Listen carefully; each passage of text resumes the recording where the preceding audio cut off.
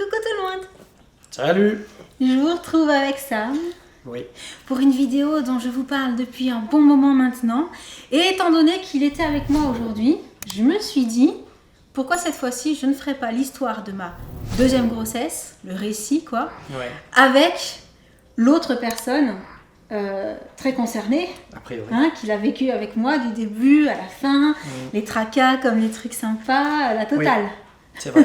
Du coup, j'ai ma petite anti-sèche parce que vous me connaissez, j'ai déjà pas de mémoire en temps normal, alors là, C'est plus compliqué. c'est un peu la cata, on va dire ce qui est. Quand je suis tombée enceinte de Jen, à la base, je prenais la pilule. Oui. J'ai arrêté. Ouais. J'ai pensé que j'allais mettre très longtemps à tomber enceinte comme pour Josh, puisque j'avais mis un peu plus d'un an pour Josh. Et en fait, au bout de 6 mois, retard. Voilà. Donc cette fois-ci, j'étais pas toute seule quand j'ai découvert ça. Sam était à la maison. Oui. Donc je lui ai dit, on est allé acheter le test où on a fait la prise de sang tout de suite. Je me souviens plus. Tu vois ça, j'arrive plus à me souvenir. Je pense qu'on a fait la prise de sang. Je crois qu'on a d'abord fait la prise de sang. On est allé au laboratoire Ouais. pas loin de la maison et on Ouais. a fait directement une prise de sang. On n'a pas cherché à faire un test de grossesse. Ouais. Et c'était positif. Voilà. Et comme on attendait, mais je pensais vraiment que ça allait mettre beaucoup plus longtemps. Du coup, on était contents. C'est vrai. On s'est dit, pour le coup, ça a été plus vite que la première fois. Donc c'était chouette. Voilà. J'avais 28 ans quand je suis tombée enceinte de Jen. Ouais. Voilà. Donc 29 quand je l'ai eu. C'est ça. C'est ça. Et le premier trimestre, il a été encore plus catastrophique que pour la première grossesse en fait. C'est pas faux. Attends, je reprends dans l'ordre. Donc, du coup, j'ai marqué que j'avais fait la première échographie avec toi. Oui. Mais avant de faire cette première échographie, j'avais déjà eu le temps de commencer à être malade. Clairement. Voilà. Et j'ai noté que j'avais eu du ventre tout de suite. Comme pour cette troisième grossesse. C'est vrai. Qu'en fait, là, vu que la place avait déjà été faite par Loulou, c'est vrai que dès que je me suis rendu compte que j'étais enceinte, les quelques semaines qui ont suivi, pouf, le ventre, il est sorti. C'est Alors ça. là, sans problème. Et donc, je disais, et les symptômes du premier trimestre ont commencé. Et alors là, comme pour Josh, ça a été une épreuve. Alors, comme je l'ai dit pour la première grossesse, vraiment, je suis pas quelqu'un qui se plaint. Non. Je suis pas quelqu'un de douillet. Et c'est moins qu'on puisse dire. Je suis très résistante à la douleur, à la souffrance, à tout ça. C'est vrai.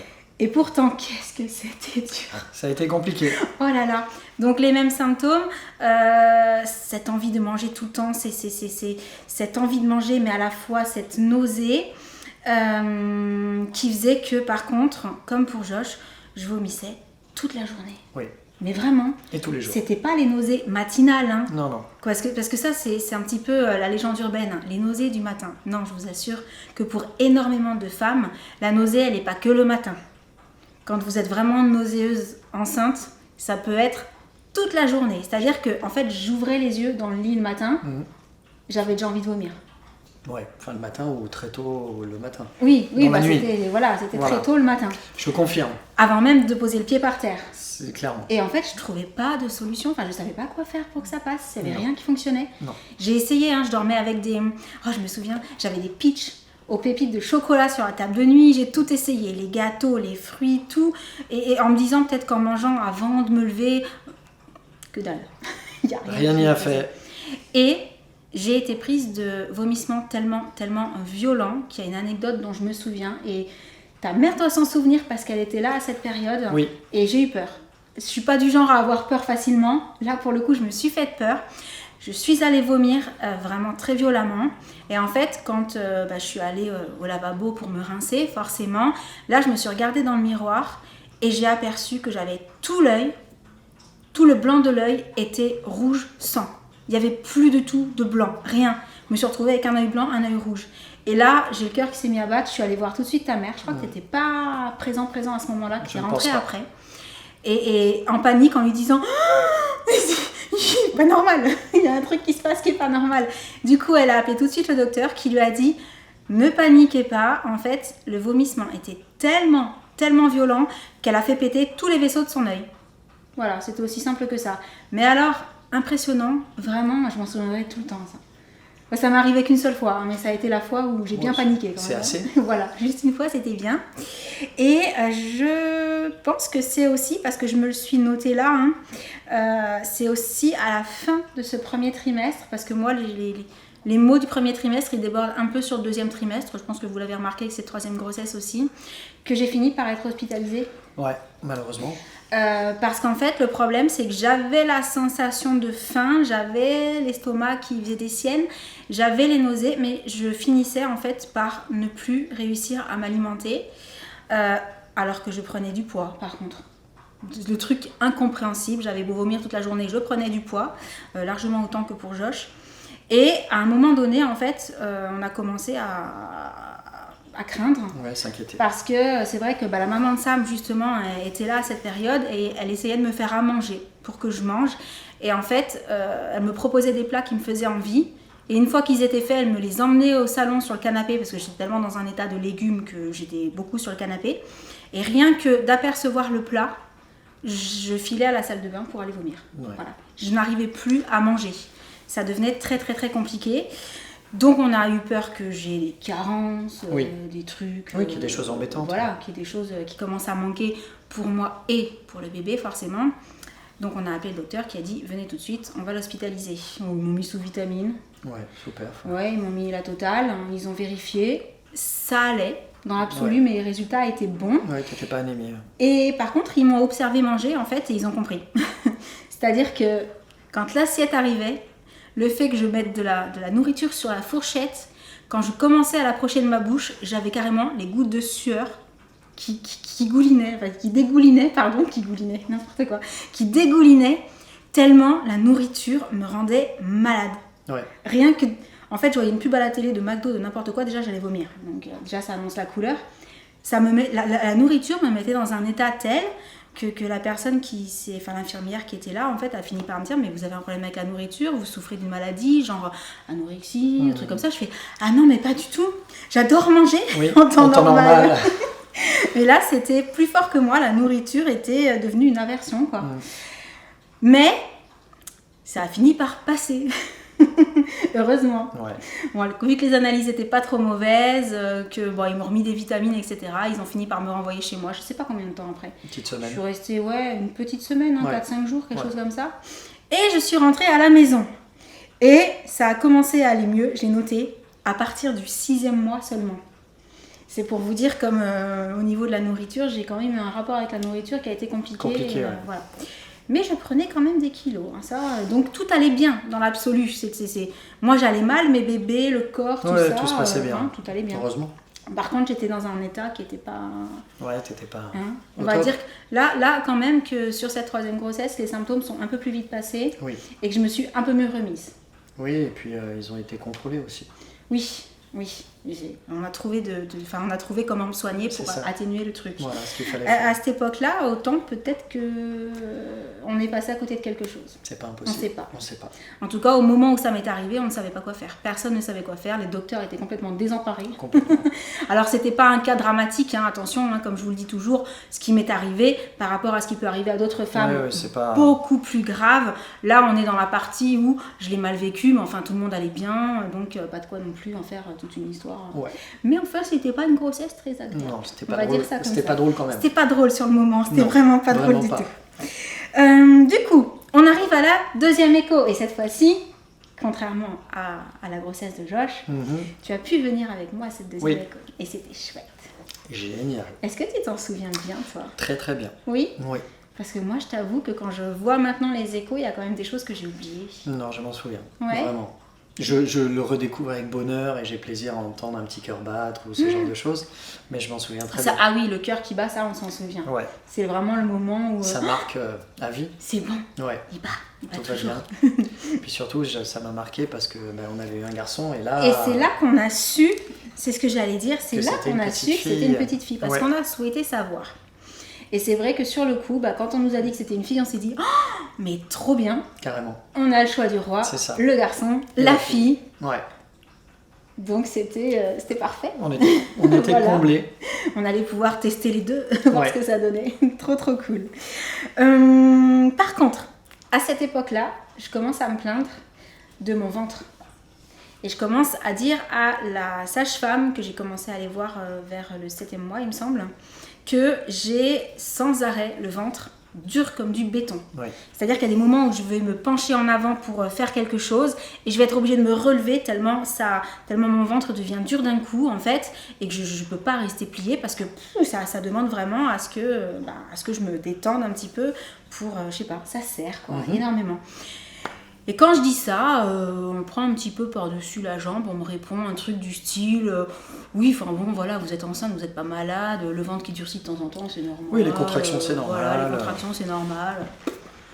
Donc, vu que je suis pas du genre à paniquer, toujours pareil, je me dis bon, bah elle a raison. C'est ça. Alors, j'en reparle pas. Hein, je continue à vivre avec, voilà. Et arrive le moment de la 3e écho, parce que finalement, après ce 2e trimestre et ce 3e trimestre, il se passe plutôt... Enfin, la fin du 2e trimestre et le 3e trimestre se passe bien. Sereinement. Hein, je suis pas méga en forme. Non, mais c'est pas... Voilà. Je commence à avoir mal au dos. Oui. On a à l'époque une télé assez grande, mais sur un meuble assez bas, et donc il faut se baisser le soir pour aller éteindre la télé. Et c'est au moment le soir où j'éteins la télé, où à chaque fois je me rends compte que j'ai mal en bas du dos. Donc c'est pour ça que sur cette 3e grossesse, pareil, je suis pas très étonnée d'avoir mal en bas du dos, puisque déjà pour la 2e, j'avais commencé à souffrir sur la fin de cette barre-là. Voilà. J'ai aussi eu un peu mal au niveau de la cuisse dans le dernier trimestre. Oui. Tout ce qui est sciatique, comme on dit, mais vraiment un tout petit peu, pas de quoi, comme cette fois-ci, avoir envie d'aller voir un ostéopathe ou voilà, le petit mal de dos du soir, mais le lendemain matin, tout va très bien, donc je m'en préoccupe pas spécialement. Et on arrive donc, je disais, à cette 3e écho. Oui. Et je me souviendrai toujours que quand je montrais à Sam mon ventre dans le lit, je pense que tu t'en souviens aussi. Oui. Je vais essayer de le dire avec des mots un peu jolis, parce que quand je te le disais, c'était entre nous et c'était un petit peu cru, pas trop, mais un petit peu. C'est vrai que je suis allongée à chaque fois et je vois une bosse toujours vers le bas de mon ventre. Et je lui dis, tu vois, j'en étais sûre que c'était une fille. D'ailleurs, regarde, là, tu vois la grosse bosse. Je suis sûre que c'est parce qu'elle a le même gros popotin que sa mère. Tu vois, je l'ai dit plus poliment. Oui. Voilà. Et donc forcément, ça me rigole, sauf qu'au moment de la 3e écho, en fait, on rigole un peu moins. Ouais. Parce qu'effectivement, c'est bien son popotin qui est en bas. Elle est en siège. Et oui, madame a décidé de rester en siège. Ce qui n'est pas super cool quand on a déjà eu une césarienne juste avant. Oui. Voilà. Donc c'est la petite nouvelle de la 3e écho. Moi, personnellement, je rêve qu'elle se retourne au dernier moment. Ouais, on n'arrête pas, on y pense effectivement. Parce qu'on se dit que la nature est censée être bien faite. Ouais. Et que peut-être au dernier moment, elle va se retourner. Sauf que comme c'est une césarienne programmée du fait du siège, on ne la laisse pas aller jusqu'à la fin de la grossesse. Non. Donc en fait, le coup du se retourner au dernier moment, on ne lui laisse pas le temps au corps de peut-être faire les choses, tu vois. On prend pas le risque. Donc césarienne programmée. Donc mon ventre est toujours aussi tendu et se serre toujours autant. Mais comme je l'ai écrit, je dis rien parce qu'en fait j'ai pas mal. Ça serre. Oui. C'est très très dur. Mais enfin, c'est toujours très très dur hein, pour celle-là aussi. Donc je me dis bon, c'est normal. On va faire avec. Alors j'ai noté que contrairement à la première grossesse aussi, j'avais pas eu les jambes gonflées pour Jen. Non. J'ai pas souffert, mais après elle est née plus tard aussi. C'est ça. L'été est arrivé plus tôt dans ma grossesse que pour Josh. Oui. Puisqu'elle est née en décembre et Josh du coup en septembre. En septembre, A prévu octobre. Pour Josh, j'ai vraiment souffert de mauvaise circulation et des jambes où on voyait plus la différence entre mes cuisses, mes genoux, mes mollets et mes chevilles. C'était des poteaux, ce qui est en train de se reproduire hein, pour celle-ci, je dis ça comme ça. Mais pour Jen, non, pas du tout. Ouais. J'ai pas du tout souffert de ça. Mes chevilles, bon, forcément j'avais pris du poids, donc j'étais un peu plus gonflée de partout, mais pas de mauvaise circulation ou de rétention d'eau ou quoi que ce soit. Voilà, pas de petits mots hein, pendant la 3e grossesse. Je ne me suis pas plainte vraiment. Alors, même en parlant des choses pas glam, hein, c'est-à-dire que, mince, comment ça s'appelle? On a souvent, les femmes enceintes, on a. J'ai peur de le dire. Hein, des hémorroïdes. Non, voilà. Il peut y avoir plein de petits mots comme ça. Franchement, non. J'ai eu de la chance, j'ai pas eu ces petits mots-là, mis à part, comme je vous disais, un peu mal au dos. Moi non plus. Et toi non plus. Tu l'as bien vécu aussi, cette grossesse. Hein. Ouais. Non, c'est pas drôle d'être avec quelqu'un qui vit une grossesse pas facile. Non, clairement, non, mais je parlais pour les hémorroïdes en fait. Surtout que t'es désemparée, toi, tu savais pas quoi faire. Ben, en fait, c'est le problème, si je puis me permettre, pour le papa. Parce que je parle beaucoup. C'est-à-dire que le papa... Non, c'est pas ce que je voulais dire, mais c'était pour parler peut-être à des papas qui verraient la vidéo. Voilà. C'est que le papa, hormis supporter et aider au mieux, il est impuissant. Il est complètement impuissant face à la situation. Alors il essaye de compenser au mieux, d'aider, de suppléer. Mais après, on n'est pas magicien malheureusement. Donc, en fait, tu peux remplacer pour tout ce qui se fait à l'extérieur, mais tout ce qui est souffrance personnelle. C'est ça. Je veux dire, les massages n'y font rien. Voilà, on se sent effectivement. En plus, les massages enceintes ne sont pas forcément préconisés. Pas préconisés, donc on est un peu. On ne sait pas trop quoi faire. Ouais, on est un peu désemparé face à la souffrance, effectivement. La seule chose que tu peux faire, c'est prendre le téléphone, appeler le docteur en fait pour dire ma femme, ça va pas du tout. Exactement. C'est ça. Hein. Ouais. Et s'occuper du premier, ça aide aussi. Oui, remplacer pour toutes les tâches et suppléer. Mais après, quand on voit l'autre souffrir, on est impuissant. Ça fait mal au cœur, parce qu'on malheureusement on peut rien faire. Et c'est un peu difficile, mais on essaye de relativiser en se disant que c'est pour la plus belle chose du monde. On arrive donc au jour J, enfin la veille du jour J. La veille. Puisque pour une césarienne programmée, on rentre la veille pour le petit contrôle, pour prendre possession de la chambre et puis poser les affaires et puis avoir, comme on l'apprend quand on arrive, un monitoring de contrôle d'1 heure. Oui.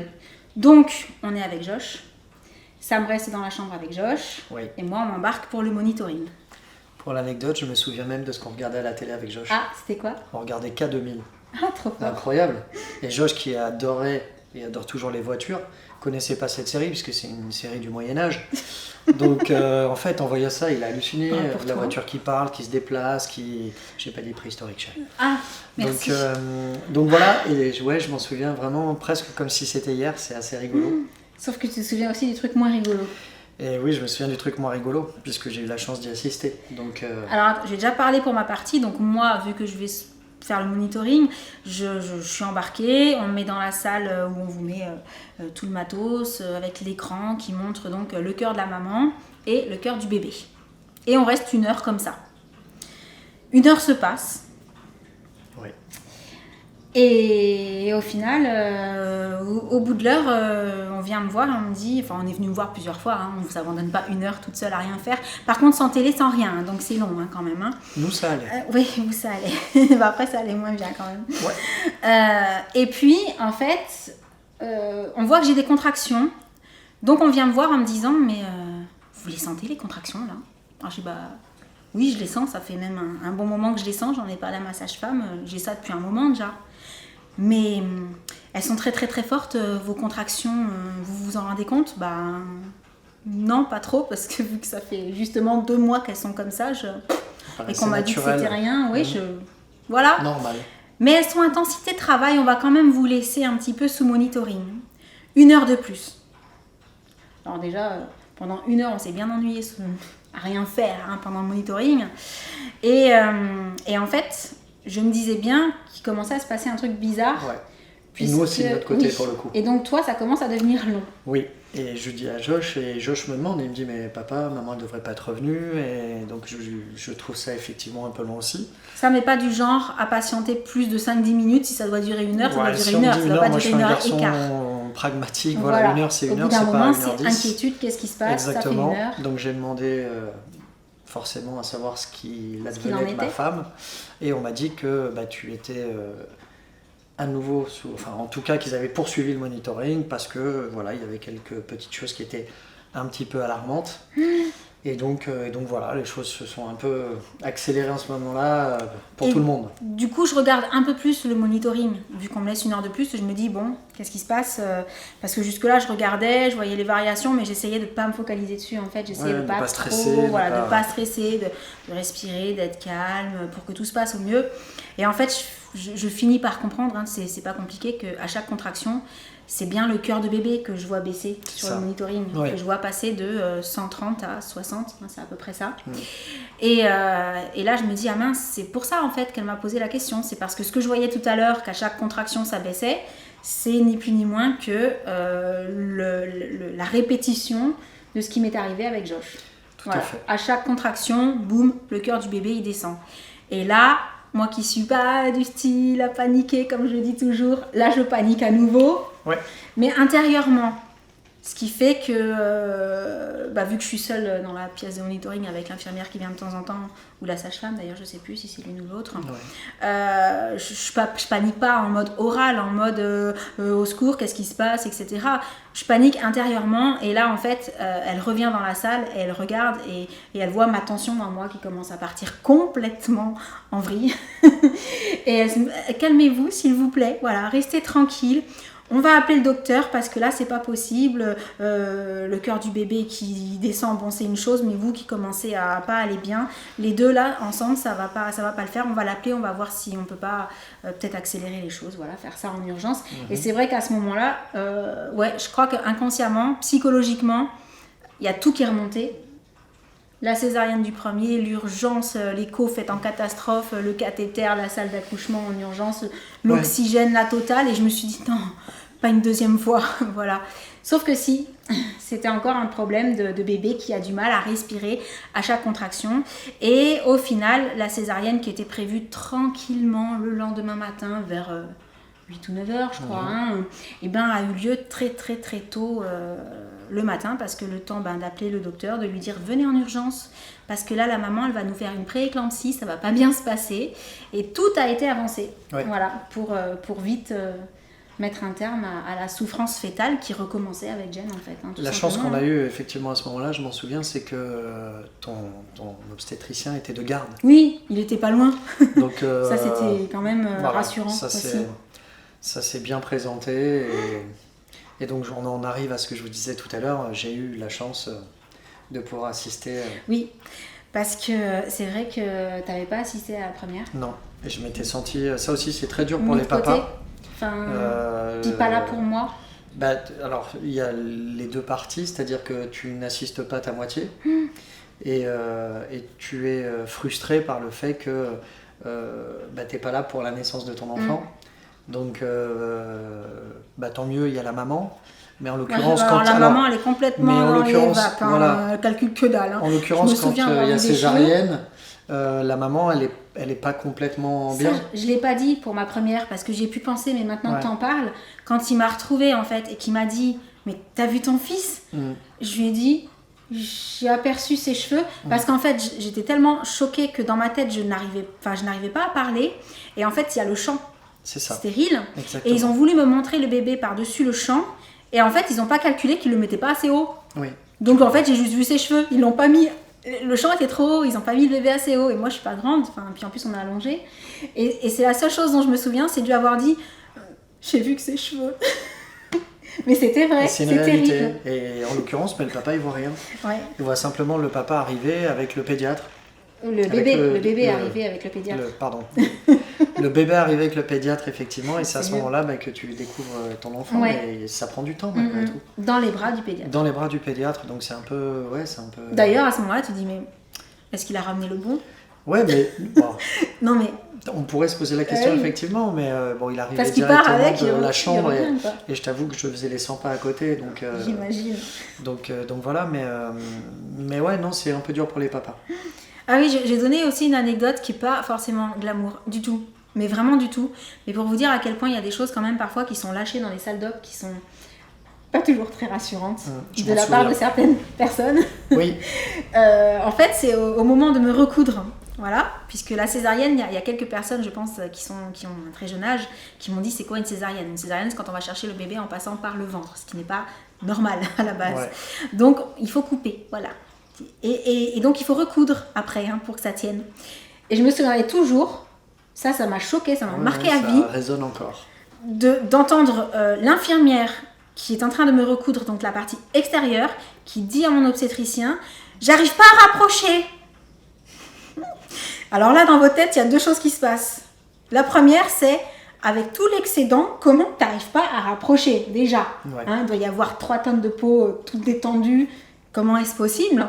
La deuxième, c'est t'es pas sérieuse, tu vas quand même rapprocher, tu vas y arriver, non ? Non, ça finit en patchwork. On peut mettre une petite pièce, docteur ? Ah non, mais ce moment-là, non, ça a été je pense que ça aurait dû rester intérieur ou à voix basse entre eux, genre venez voir docteur, comment je fais et tout. C'est ça. Mais alors là, le fait de l'avoir entendu à voix haute, je vous assure les deux effets quoi. De un, tu rigoles, c'est impossible avec toute la matière qu'il y a de pas pouvoir rapprocher. Mais je pense que c'est musculaire, hein, tout ça. Et de deux, j'ai envie de dire, tu déconnes là, tu peux pas faire ça quand même. Tu peux pas dire ça. Bref. Elle a fini par réussir, mais il a fallu me mettre une grosse contention. Oui, pour que ça tienne. Parce que vraiment, ça, apparemment, c'est pas si simple ce qu'on pourrait imaginer.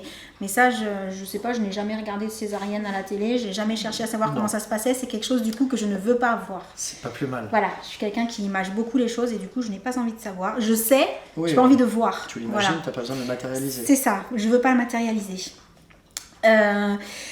Et l'autre chose, c'est qu'à la 3e écho, le docteur, il nous avait dit, c'est pas mon obstétricien qui a fait ma 3e écho. Ouais, non, c'est quelqu'un extérieur. La 2 et la 3, c'est jamais lui qui les fait. Ouais. Et il nous avait dit qu'elle allait faire approximativement 3 kilos. Oui. Et en fait, au moment où mon obstétricien sort le bébé, il le passe à la personne qui pèse le bébé. La personne dit 2 kg 440. Et j'entends mon docteur qui dit ah bon, seulement? On a tous été étonnés, on ne s'attendait pas à un si petit bébé, c'était pas prévu. Non. Vraiment l'estimation, 3 kg, 2 kg 440, il y a une marge quand même, hein, mais apparemment c'est compliqué d'estimer. Oui. Et puis alors 44 cm, ça non plus on pensait pas. C'était crapule quoi. Voilà, parce que pour le coup elle était quasi à terme crapule. Oui. Contrairement à Josh. Non, ouais. Sauf qu'à l'arrivée, elle n'était pas beaucoup plus lourde que Josh. C'était un petit bouchon mais aussi. Mais surtout, elle faisait qu'un seul centimètre de plus que son frère. Donc, on a de nouveau eu un petit bébé. Riki. Alors, pour l'instant, celui-là, de bébé, il est complètement dans la norme au niveau des mesures. Donc, au moment où on fait cette vidéo, on n'est pas en mesure de vous dire si on sait que ce sera un poids, on va dire... normal, classique, ouais. Puisque nous on faisait 3 kilos tous les deux quand on est né, ou si on est encore sur un petit poids, ou si je vais faire carrément un bébé plus gros, aucune idée, vraiment du tout. On verra ça. Le prénom, on l'avait décidé longtemps avant ou pas? Je me souviens plus. Je me souviens plus, je pense au 2e trimestre. Ouais. On l'avait décidé il y a un moment alors. Ouais. Bon, donc il est allé déclarer... à l'état civil. Et on nous a obligés à mettre le tiret. Oui. Parce qu'à la base, on ne voulait pas mettre de tiret. Un objet pour un prénom composé. Oui, mais nous, on ne savait pas, parce que c'est la première fois qu'on nommait avec un prénom composé. Et du coup, on n'a pas pu ne pas mettre le tiret. C'est pour ça qu'il y a un tiret. Mais nous, on l'avait imaginé sans tiret. C'est vrai. Et contrairement à Josh, on l'a eu avec nous dans la chambre. Oui.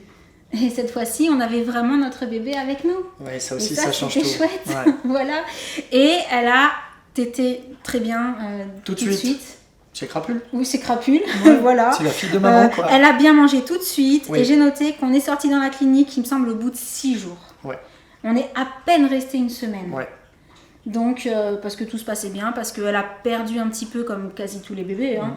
Mais elle a très vite repris, elle tétait très bien, enfin voilà, c'est à ce niveau-là. Et j'arrive à la fin de ce que j'avais noté, ce qui ne veut pas dire que j'ai rien oublié, bien au contraire. Hein. Non, mais tu as plutôt Est-ce que tu penses à quelque chose Non, en plus, par rapport à ce que j'ai dit, non, il ne me semble pas qu'il y ait plus à rajouter. Voilà, j'ai dit effectivement, tu vois, les petites anecdotes que j'avais avec Josh. Josh avait une très grande impatience de découvrir sa petite sœur. Oui. Et pour lui, ça a été, alors même s'il a été extrêmement gâté par les sages-femmes qui se sont occupées de lui pendant que papa est allé avec maman, puisqu'elles lui ont donné à manger, enfin, elles se sont vraiment bien occupées de lui. Le petit prince. Ouais, il avait hâte quand même de voir sa petite sœur. Il l'a prise dans les bras dès qu'il a pu. Ouais, dès qu'il a pu, vraiment. Ouais, c'était vraiment, je me souviens, il était sur la chaise et tout de suite on lui a mis dans les bras. C'est vrai. Ah, il avait hâte vraiment. Non, je voulais dire...